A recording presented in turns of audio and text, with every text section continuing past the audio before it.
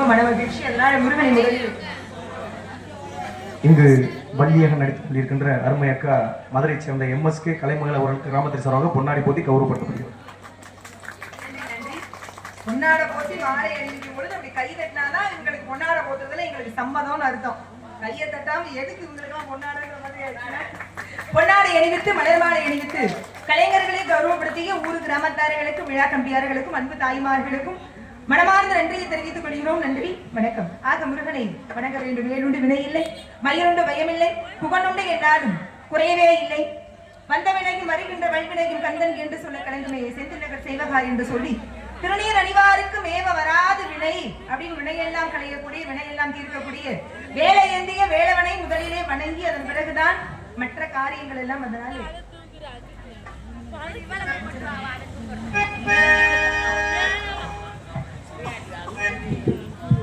அழகான பழனி மலையாண்டவா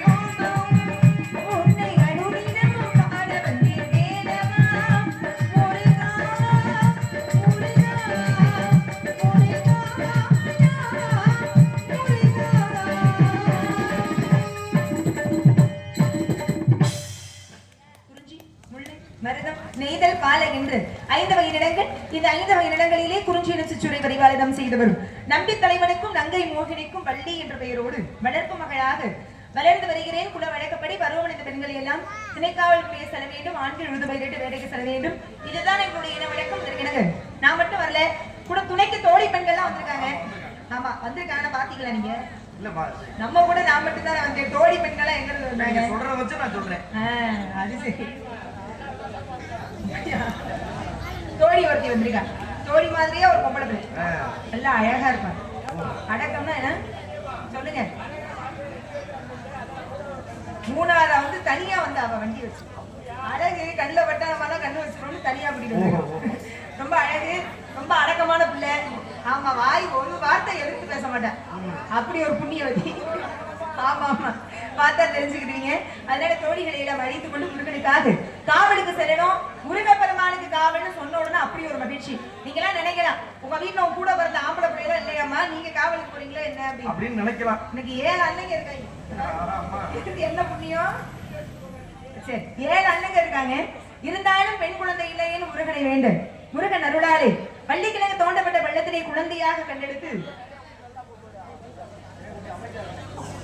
காவலுக்கு அனுப்புறேன் அப்படின்னு முருகனுடைய அருளால் கிடைத்த பிள்ளைன்றதுனால திணைக்காவலுக்கு அனுப்புறேன்னு எங்க அப்பா வேண்டிக்கிட்டாரு. அந்த வேண்டுதலை நிறைவு செய்ய நேர்த்தி கடனுக்காக நம்ம எல்லாம் வந்துருவோம். பாத்துக்கங்க, நேர்த்தி கடன் இது சும்மா கிடையாது. பக்தியோட நம்ம எல்லாம் சேர்த்து காவலுக்கு போகணும். தோழிகள் எல்லாம் வரட்டும். முருகனுக்குன்னு சொல்லணும் அப்படி ஒரு மகிழ்ச்சி. கலியுகத்தினுடைய தெய்வம் கந்த பெருமான். ஆமா, கதிர்வேலுக்கு எதிர்வேலே கிடையாது. செந்தூரானை வணங்கினோர் எந்தூரானையும் வணங்க வேண்டிய தேவையே கிடையாது. அப்பேற்பட்ட தெய்வம் அப்படின்னா முருகப்பெருமான் தான். குன்று இருக்கும் இடமெல்லாம் குமரன் இருக்கும் இடம் என்று இந்த குவளையத்தில் வாழக்கூடிய மக்கள் எல்லாம் போற்றி துதிக்கக்கூடிய தெய்வம் அப்படின்னா முருகன் தான். சுற்றுக்கு மிஞ்சிய மருந்தும் இல்லை, சுப்பிரமணிய கடவுளை மிஞ்சிய தெய்வமும் இந்த உலகத்துல இல்லவே இல்லை. அப்படிப்பட்ட தெய்வம் கண்கண்ட கடவுள். நீங்க பக்தர்கள் எல்லாம் இறைவனை முருகனை நாடி ஓடி காவடி என்ன பாய்ப்புடம் என்ன எல்லாம் எடுத்து போய்கிட்டே இருக்காங்கன்னா என்ன காரணம்? எல்லாம் முருகனுடைய திருவருள். ஏதோ ஒண்ணு அழைச்சுக்கிட்டே இருக்கு, வா வா வான். அந்த அழைப்பின் காரணமாக மக்கள் எல்லாம் தேடி செல்லக்கூடிய தெய்வமாக முருகன் இருக்கார். இந்த முருகனுக்கு வேண்டுதெல்லாம் பார்த்துருப்பீங்க நீங்க. வேல் குத்துறது, நாவில வேல் குத்துறதுன்னா சாதாரண விஷயமானே. அது எவ்வளோ, அதுக்கு எந்த அளவுக்கு வைராகியம் வேணும், எந்த அளவுக்கு வலியை தாங்கக்கூடிய அளவுக்கு நமக்கு தன்மை வேணும். ஆக வேல் குத்தி தேர் எடுத்து உடம்புல கொக்கிகளை குத்தி கொண்டு அந்தரத்திலே பறந்து பறவை காவடி எடுத்து சாதாரண ஒரு முள்ளு குத்தினாலே வலிக்குது இல்ல. இப்படி எல்லாம் வேண்டுதல் செஞ்சா எவ்வளவு வலிக்கும். ஆனா அந்த வலியெல்லாம் முருகப்பெருமான் தாங்கி அருள் செய்து நம்ம எல்லாம் பார்க்க வருவதற்கு அருள் செய்கின்றான் அப்படின்னா முருகனுடைய திருவுருள் தான் எல்லாத்துக்குமே காரணம். வெற்றிவேல் முருகனுக்கு அரோகரா. அரோகரான்னு சொல்றதுக்கு எவ்வளவு காத்துட்டு இருக்கு. பழனினோட அவங்களுக்கு எல்லாம் என்ன ஞாபகத்துக்கு வருது? பஞ்சாமிர்தம். திண்ணி பக்கியடா. பழனி போது பஞ்சாமிரதம் திங்கிறதுக்கு பழனினோட என்ன ஞாபகம்? பஞ்சாமிரதம். அப்ப திருப்பதினா என்னையா? ஏழுமலையா? அப்ப ஸ்ரீவில்லிபுத்தூர்னா பால்கோவா. அது சரி. திங்கிற பொருள் எல்லாம் எங்க கிடைக்கும், எந்த ஊர்ல கிடைக்கும் சரியா தெரிஞ்சு வச்சிருக்கீங்க. பழனினோட பஞ்சாமிரதம் தப்பு கிடையாது. ஏன்னா மத்த பஞ்சாமிரதத்துக்கும் பழனியில இருக்கிற பஞ்சாமிரதத்துக்கு வித்தியாசம் இருக்கு. ஆமாங்க, முருகப்பெருமானுடைய விக்கிரகத்துக்கு உள்ளே இருக்க முருகனுக்கு அபிஷேகம் பண்ணி வர்றதான் பஞ்சாமிர்தம். ஆனா பழனியிலே இருக்கக்கூடிய முருகப்பெருமான் சாதாரணமா உருவான தெய்வம் கிடையாது. நவவாசன சிலையால் கோகரால் உருவாக்கப்பட்ட முருகன்.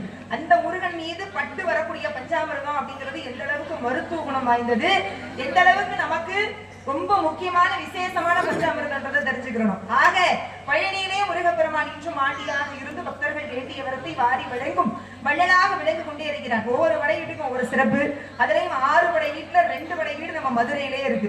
அதுவே நமக்கு பெருமை தான். முதல் படை வீடு திருப்பரங்குன்றம் மதுரையினுடைய துவக்கத்துல இருக்கு.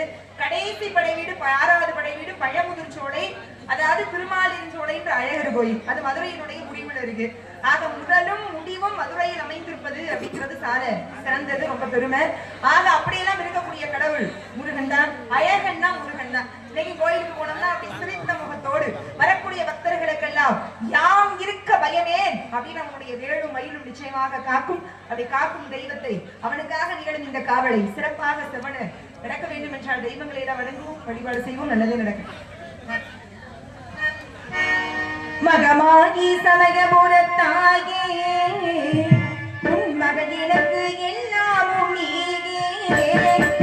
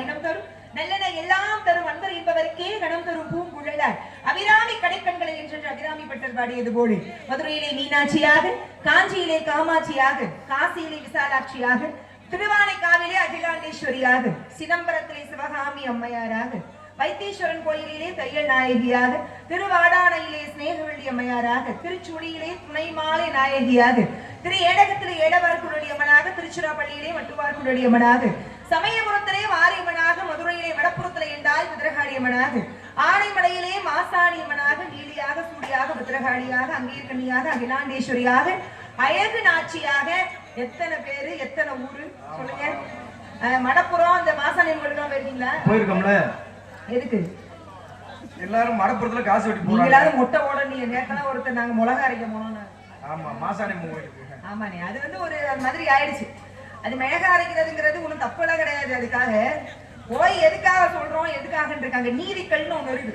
அது எதுக்காக அப்படின்னா மாசாணினா மயான செயலின்னு பொருளாம். ராமாயணத்துல தாடகை அடிப்பதற்காக ராமர் வணங்கிய தெய்வம் தான் மாசாணியம்மன். ஆக யாருக்கெல்லாம் அநீதி நடக்குதோ, யாருக்கெல்லாம் துரோகம் இழைக்கப்படுதோ, யாருக்கெல்லாம் எனக்கு அநியாயமா அப்படி நடக்குதுன்ற வருத்தம் இருக்கோ, அவங்க எல்லாம் நீதி கல்லில போய் மிளகா அரைச்சு அப்பிட்டு வந்தா அந்த நீதி தெய்வத்தால் கேட்கப்படும் அப்படின்னு நீதி கேட்டு போற நீதிமன்றம் மாதிரி. அதாவது அங்க இருக்கு மதுரையிலே ஒரு கோயில், மதுரை மடப்புறம் பத்ரகாளியம்மன் கோயில். இன்று மேற்குறையே இல்லாமல் ஆகாயத்தை தன்னுடைய மேற்குறையாக கொண்டு, அடைக்கலம் காத்த ஐயனார் சுவாமிகளை தன்னுடைய துணை தெய்வங்களாக கொண்டு, அக்னி கிரீடத்தை தன்னுடைய தலையிலே ஏந்தி நீதி கேட்டு வரவர்களுக்கெல்லாம் நீதி கொடுக்கிற நீதி தேவதையாக அம்பாள் இன்று விளங்கி கொண்டிருக்கிறார். மீனாட்சி மதுரைக்குள் மட்டும் இருந்த அரசாட்சி புரிவது போதாதுன்னு வெளியிலிருந்தும் காவல் தெய்வமாக இருக்கா. இப்படி ஒவ்வொரு ஊர்லையும் ஒவ்வொரு பெயர்களோடு சக்தி விளங்கினால் எத்தனை சாமியை கும்பிட்டாலும் சரின்னு பெண் தெய்வத்தை வணங்குறது மாதிரியான ஒரு கருணை எந்த தெய்வத்துக்கு இருக்குமான ஆச்சரியம் தான். நீங்க என்னைக்கு கோயிலுக்கு போனீங்கன்னா சிவன் கோயிலா இருக்கட்டும், பெருமாள் கோயிலா இருக்கட்டும், எந்த கோயிலா இருந்தாலும் சரி, போனோன்னா விநாயகரை வணங்கிட்டு முதல்ல போய் நீங்க யாரை வணங்கணும்னா இறைவன் இல்ல அம்பாலதான் வணங்கணும். ஆண் தெய்வத்தை விட்டுட்டு பெண்ணை ஏன் முதல்ல போய் கோரிக்கை அம்மா கிட்ட சொல்லிட்டோம்னா அம்மா பார்த்து அப்பா கிட்ட எப்ப எடுத்து சொன்னா சரியாக இருக்குமோன்னு எடுத்து சொல்லி நம்ம வீட்டுல நம்ம அம்மா என்ன பண்ணுவாங்க, அவங்க வீட்டுக்கார பத்தி அந்த அம்மாவுக்கு தான் தெரியும். எந்த நேரத்துல அந்த மனுஷன் எதை எடுத்து சொன்னா அது சரியா வரும்னு அந்த அம்மாவுக்கு தெரியும். அது போல நம்மளுடைய கோரிக்கைகள் எதுவா இருந்தாலும் அம்மா கிட்ட சொன்னா அம்மா அப்பா கிட்ட எடுத்து சொல்லி நிச்சயமாக அதெல்லாம் நிறைவேறும் நம்பிக்கை. ஆக அப்படிப்பட்ட சக்தியின் மூலமாக 6 முகங்களும் ஒருங்கிணைக்கப்பட்டு முருகன் சண்முகன் அப்படின்ற பெயர் பெற்றார். முருகன் கையில ஒரு வேல் இருக்கு, எல்லார் கையிலே ஆயுதம் இருக்கு, முருகன் கையிலே ஆயுதம் இருக்கு. மற்ற ஆயுதத்துக்கு இந்த ஆயுதத்துக்கு என்ன வித்தியாசம்? எல்லா ஆயுதங்களும் மற்ற அரக்கர்களையும் மக்களையும் மத்தவங்க அதர்மம் விளைக்கிறவங்களெல்லாம் அழிக்கும்னா, முருகன் கையில இருக்கிற ஆயுதம் அழித்ததான அழிக்கல. சூரபதுமனை 2 கூறாக பிளந்து ஒரு வாதிய மயிலா மறுவாதிய சேவல் குடியா மாத்தி வயதோரையும் ஆள வைக்கும் விதமாக உயிரை கொல்லாமல் உயிரை கொடுத்து ஆட்கொண்டு கூட வச்சுக்கிட்டார். இந்த கருணை யாருக்கு வரும்? எதிரியா இருந்தா கொல்லணும் தான் முதல்ல துடிப்போம். ஆனால் அவனுடைய ஆணவத்தை மட்டும் அழித்து, நான் என்ற ஆணவம் வந்துச்சுனாலே சாமியை நெருங்க முடியாது. அந்த நான் என்ற ஆணவத்தை அழித்து மயிலாக சேவற்குடியாக மாற்றி இன்னைக்கு திருச்செந்தூரிலே கந்த சஷ்டி பெருவிழா ஐப்பசி மாதம் மிக பிரசித்தியாக நடக்கும். நாளைக்கு கூட சஷ்டி தான், மாதம் வர ஒரு சஷ்டி. ஆக ஐப்பசி மாதம் 6 நாட்கள் பார்த்திருப்பீங்க, எல்லாரும் கேள்விப்பட்டிருப்பீங்க. சூர சம்ஹாரம் அப்படின்னு பயங்கரமா நடக்கும். எங்க திருச்செந்தூர்ல நிறைய பேர் காப்பு கட்டி, குழந்தை பேரிலாதவனா குழந்தை வேண்டி, திருமணம் ஆகாதவனா திருமணம் சீக்கிரம் ஆகணும், கடன் பிரச்சனை இருக்கவங்க, இந்த மாதிரி ஏகப்பட்ட பிரச்சனை இருக்கவங்கன்னா இதெல்லாம் தீரணும் முருகா அப்படின்னு வேண்டி விரதம் இருக்கக்கூடிய விரதம்னா கந்த சஷ்டி விரதம் தான். கொஞ்சம் அமைதியா, உங்க சத்தத்தை விட என் சத்தம் பெருசா அடையுது.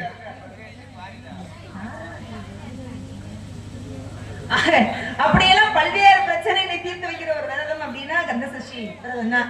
அது திருச்செந்தூர்ல தான் சூரசம்ஹாரம் நடக்குது. சூரசம்ஹாரம் உண்மையாகவே திருச்செந்தூர்ல தான் நடந்துச்சானா அங்க நடக்கல, திருச்செந்தூர்ல நடக்கல. சூரசம்ஹாரம் நடந்தது எங்க அப்படின்னா கடலுக்கு நடுவிலே வீர மகேந்திரபுரி அப்படின்ற ஒரு தீவுல. அதுதான் சூரபதமன் ஆட்சி புரிந்த நகரமே. அங்கதான நடந்துச்சு. அப்புறம் எதுக்கு இங்க நடத்துறாங்கன்னா அது கடல் கோள்களால அழிஞ்சு போயிடுச்சு. அது இல்ல இப்ப. அதன் ஞாபகார்த்தமாக திருச்செந்தூரிலே சூர சம்ஹார நிகழ்வை நடத்துறாங்க. நீங்க பாத்தீங்கன்னா பயங்கரமா கோடான கோடி மக்கள் திருச்செந்தூர்ல கூடியிருப்பாங்க. திருச்செந்தூர்ல மட்டுமல்ல, எங்கெல்லாம் முருகனுடைய ஆலயங்கள் இருக்கோ அங்கெல்லாம் நிச்சயமாக இந்த மாதிரியான ஒரு சம்ஹார திருவிழா நடக்கும். அது அப்படியெல்லாம் இந்த உலகமே போற்றக்கூடிய தெய்வம் முருகன். இதெல்லாம் தனியா பேசாம சந்திக்க வேண்டிய ஆட்களை சந்தித்து பேசிக்கணும் அப்படின்ற காரணத்தினால ஆமா அப்படியே எல்லா தெய்வத்தையும் வணங்கலாம், நேரம் விஷயத்துக்கு வந்துடலாம் இருக்கேன். உங்களுக்கு ஒண்ணு தெரியுமா? சொல்லுங்க. நான் இவ்வளவு தூரம் முருகா முருகா முருகான்னு உருகிறனே என்ன காரணம்னு நினைக்கிறீங்க? நீங்க சொல்லுங்க. சிவபெருமான் இருக்காரு இல்லையா, அவர் யாருன்னு நினைச்சீங்க? என் மாமனார் ஆதி பராசக்தி இருக்காளே அங்கே இருக்க நீ மீனாட்சி, அவன் யாருன்னு தெரியுமா? யாரு? என் மாமியார். விநாயக பெருமான் இருக்காரு, அவர் யாரு? அவர் யாரு? அவர் என் மச்சான். சரி. ஐயப்ப இருக்காரு, அவர் யாரு? என் கொழுந்தனார். அப்ப முருகன் எனக்கு யாருன்னு தெரிஞ்சிருக்குமே? அண்ணனா? ஆமா. வேற முறகட்ட பக்கி அண்ணனா? சொல்லுங்க. என்ன சுருக்கிட்டீங்க? என்ன எல்லாத்தையும் சுருக்கிட்டீங்க இப்படி? என்னுடைய அன்பு கணவர், நான் கட்டிக்க போறேன் எங்க வீட்டுக்காரரு. நான் முருகனை காதலிக்கிறேன். உங்க புருஷனா இல்ல உங்க அக்காவோட புருஷனா? என்ன நீங்க அக்கா இல்லங்க, தெரியாம கேக்குறேன். ஏன் புருஷன் எனக்கு மட்டும் தான் புருஷன், நீங்க என்ன அக்கா புருஷன் தங்கச்சி புருஷன்றீங்க? அதாவது நீங்க நினைக்கலாம் ஏற்கனவே அவருக்கு தான் திருமணம் ஆயிருச்சு, தெய்வயானைன்னு ஒரு மனைவி இருக்காங்களே, ரெண்டாம் தாரமா அந்த அம்மா போதே நினைக்காதீங்க. தெய்வ திருமணம் வேறு, மனித திருமணம் வேறு. அவர் கட்டிக்கிட்டாருன்றதுக்காக நீங்க தான் அந்த புரிதல் அதெல்லாம் அந்த புரிதல் எடுத்துக்கங்க. ஆமா, தெய்வ யானை இப்ப 3 சக்தி வேணும்: இச்சா சக்தி, ஞானா சக்தி, கிரியா சக்தி. கிரியை அப்படின்னாலே செய்யற செயல். அடுத்து ஞானா சக்தினா அறிவு. அறிவும் செய்யறதுக்கான இதுவும் வேணும். ஆனா இதெல்லாம் வேணும்னா ஆசையும் ஒண்ணு வேணும், இந்த செயலை செய்யணும்னு. அந்த ஆசை இந்த இச்சா சக்தியே நான் தான். அவருடைய ஆசை மனைவி, அன்பு காதலி நான் தான். ஆமா, அவரை கட்டிக்கிட்டு சீக்கிரமா அவரோட சேர்ந்து நீங்க எல்லாம் அப்படியே இருந்து காலையில முருகனுக்கு எனக்கு திருமணத்தை முடிச்சு வச்சுட்டு ஆசீர்வாதம் பண்ணிட்டு சாப்பிட்டுட்டு அப்படியே போயிடக்கூடாது. எல்லாரும் மொய் எழுதிட்டு போங்க, நோட்டெல்லாம் போட்டு வச்சிருக்கோம். மொய்யினோட எல்லாரும் எந்திரிச்சு போயிடாம அப்படியெல்லாம் போக மாட்டாங்க நம்ம ஊர்ல. அப்படி மொய்யினோட எல்லாம் பயந்துறது நிறைய எல்லாம் வேணாம். குறைந்த தொகையே ஒரு 5000 ரூபாய் 10,000 ரூபாய். நீங்க வார்த்தை எவ்வளவு கொடுத்தாலும் அதுக்கு மேல உங்க மனசுதான். இல்ல நீங்க நாடகத்தை நடத்தணும் முடிவு பண்ணி நடத்துறீங்க பாத்தீங்களா, அதை விட இன்னொரு புண்ணியம் என்ன தெரியுமா? நீங்களே உட்கார்ந்து பாக்குறீங்க பாருங்க, அது ரொம்ப முக்கியம். இன்னைக்கு இருக்கிற காலகட்டத்துல அவ்வளவுதான் நகைச்சுவை நடிகரும் நடிகையும் பக்கம் டான்ஸ் முடிஞ்சோன்னா எல்லாரும் எழுந்து போயிடுற அளவுக்கு ஆயிடுச்சு. ஆனா இன்னைக்கு அப்படி இல்ல, எல்லாரும் இப்படி இருக்கீங்க. இப்படி இருக்க இன்னும் ஆசையாவும் ஆர்வமாவும் இருக்கு. அதனால முருகனை கட்டிக்கிறது பொழுது நீங்க எல்லாம் இதே மாதிரி இருந்து ஆசீர்வாதம் பண்ணீங்கன்னா அதுவே போதும், வேற எதுவும் வேணாம். அதனால முருகனோட சேர்ந்து வாழணும் அப்படின்ற ஆசையோடு அவரை மனசுல எப்படி நினைச்சிட்டு இருக்கேன்னு தெரியுமா? விடல புள்ள நேசத்துக்கு, சிவத்த புள்ள பாசத்துக்கு, அழகர் மழை காத்து வந்து தூது